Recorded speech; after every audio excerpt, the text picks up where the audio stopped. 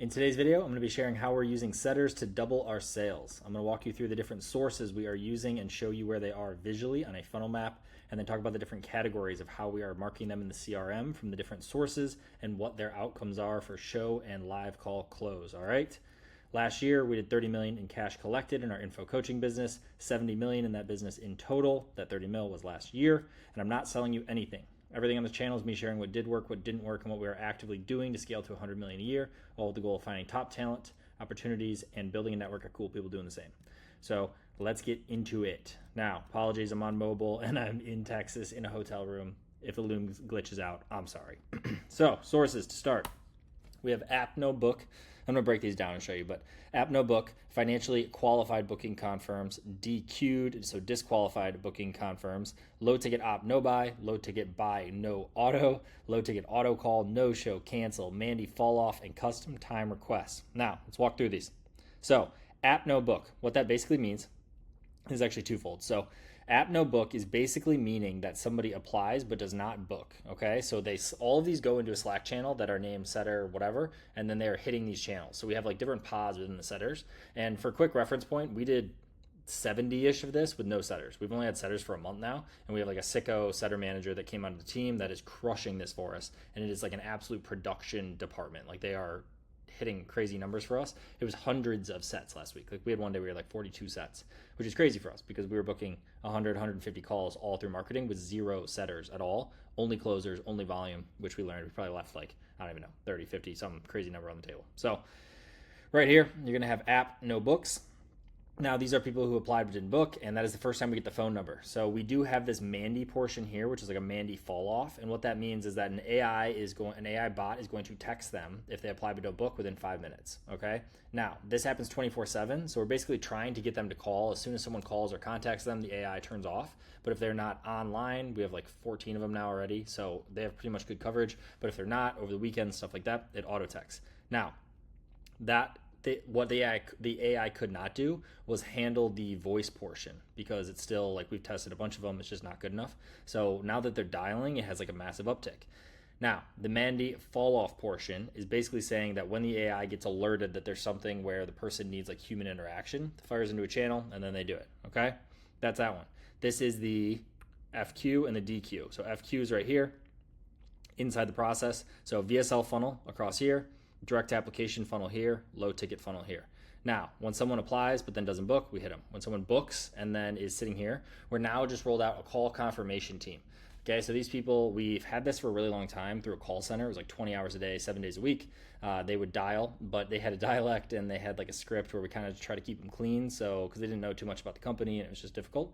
So we just now replaced them a week ago on both the DQ and the main queue, or the main financial qualified, with the actual setting team to do this. Now, I'm going to get to the stats on these, on confirmed sets of what these are, but it is like night and day in comparison to what we had when we were using that team. And that team was already like 70% higher than when we didn't have any confirmations, but this is working very, very well.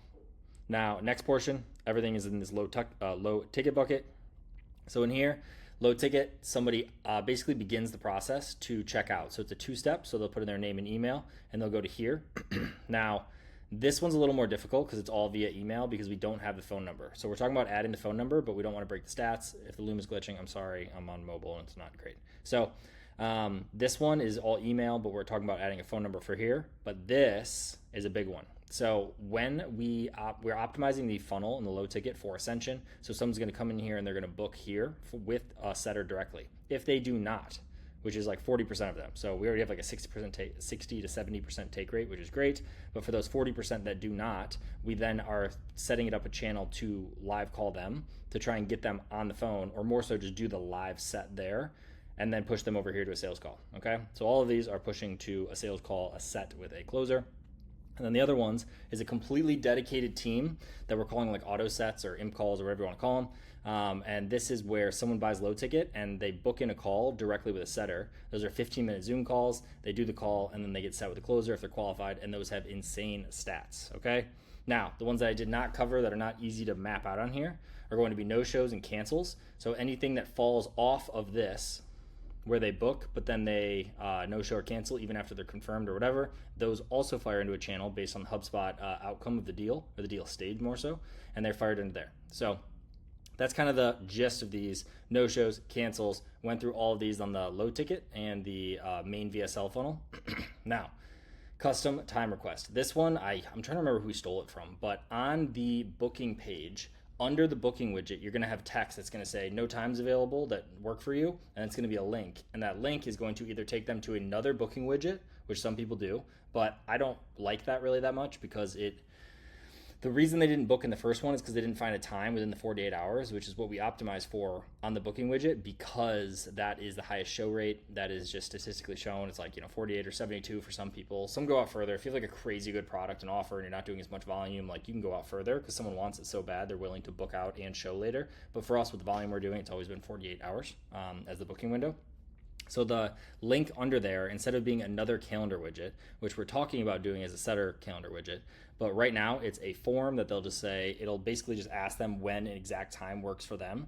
And that, as soon as that form is submitted, it'll fire off to the setters. The setters try and reach them by phone or by text to make sure that this is a good time for them, try and connect with them as early as possible, and then set them with a closer, okay? So these are big. You'll get, on our volume, we'll get 10 of these a day, depending on people who can't find a time, or that time is either not available or it's further than the 48 hours. So they hit these and they get some good on that. Now, how we are categorizing these in the CRM. So inside the deal level, you are going to have the SDR owner or setter, whatever owner, as a contact, as an owner property. So you're going to have the contact owner or the deal owner in there as the sales rep. And then you're going to have another one that's going to be the SDR owner. Inside the SDR owner, they're going to mark themselves only when they have claimed that person, okay? So important, they mark themselves that, and then right under that, they're going to have a set source.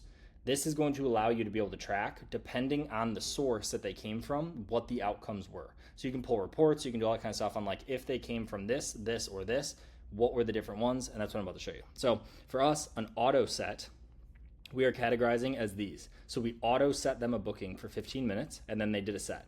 Now, stats on that for auto booked to set is a 76% show rate, and it was already over 76. And this is actually like a longer stretch of data when they were training too, so it's actually higher.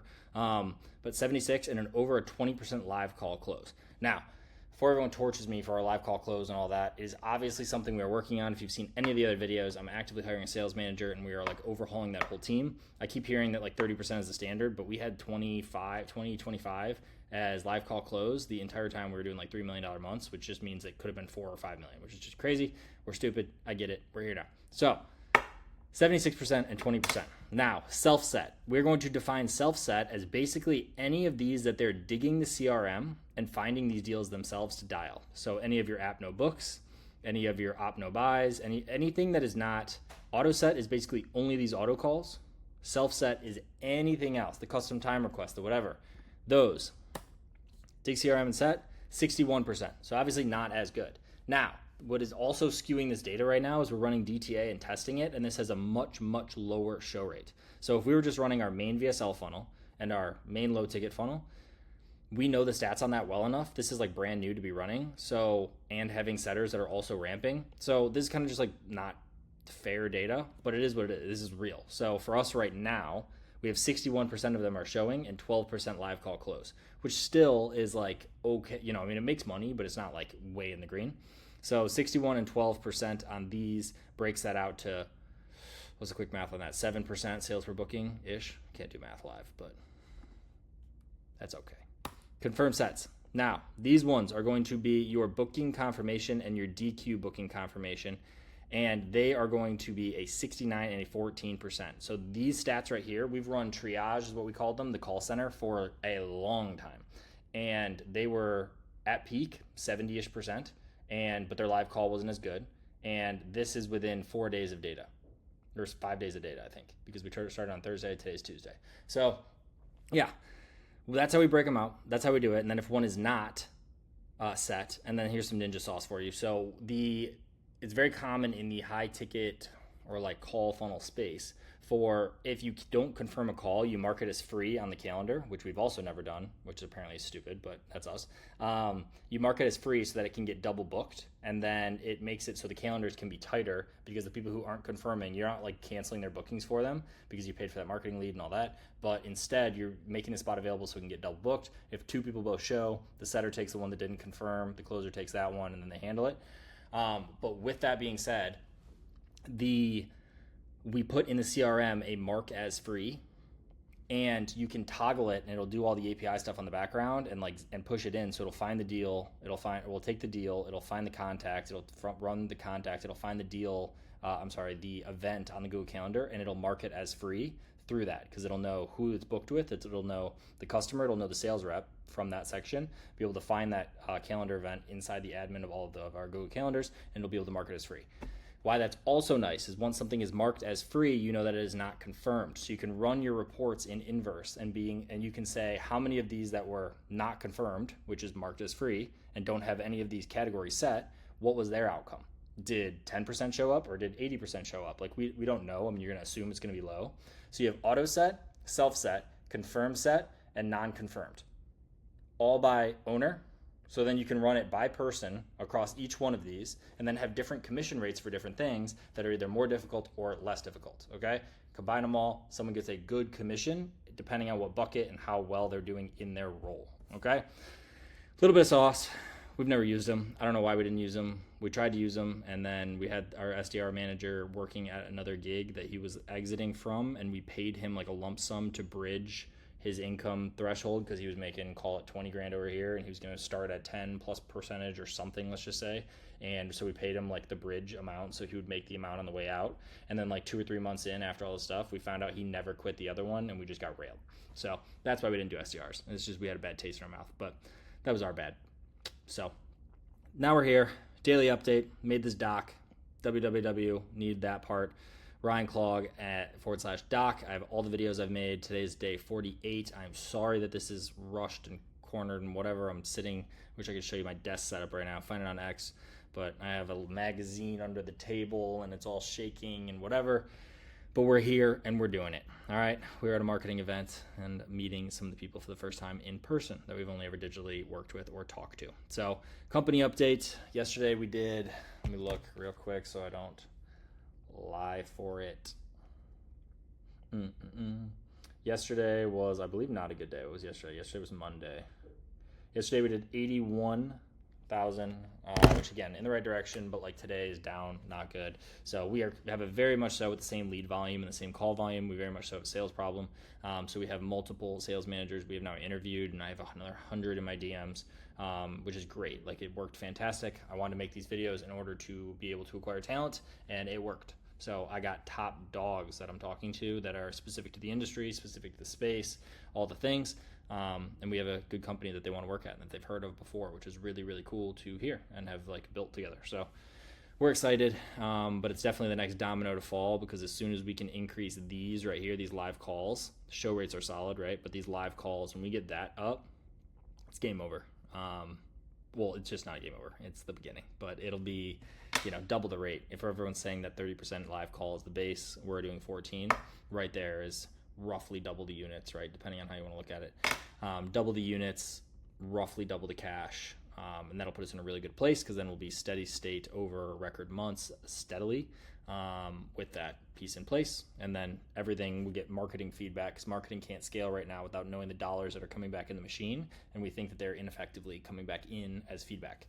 So we don't have signals. We can't scale into pockets because we don't know what they are because we only have half the units that we should be having coming through unqualified leads. So that's where we're at. Appreciate you guys as always. You've been giving me so much good learning things and support and all that in the DMs on Instagram and on X. So keep that up. Appreciate it. And I will talk soon. Comment on this one, like on this one if you liked it. Sorry if I was late. Sorry if I am scattered.